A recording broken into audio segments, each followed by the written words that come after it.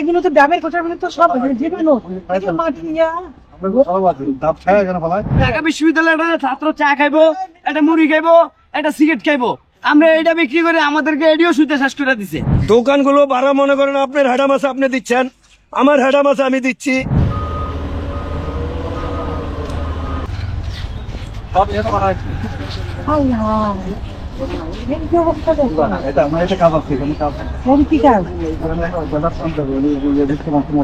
কিন্তু এগুলো তো ডাবের কোটার মানে তো সব যেগুলো মাটি নিয়ে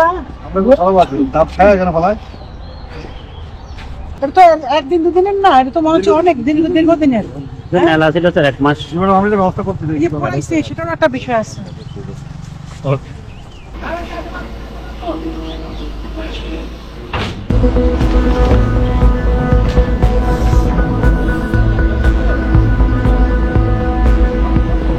আমরা তো মাদক ব্যবসায়িক না, আমরা তো হকার।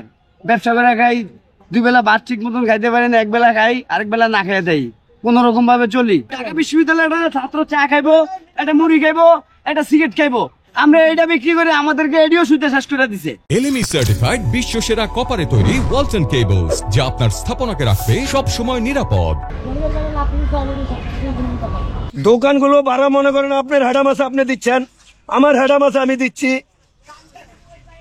জিজ্ঞাসা একজনে কার দোকান, অমুকের দোকান, অমুক নেতার দোকান, অমুক ছাত্রর দোকান, এগুলা নিয়ে হলো পরিচয়।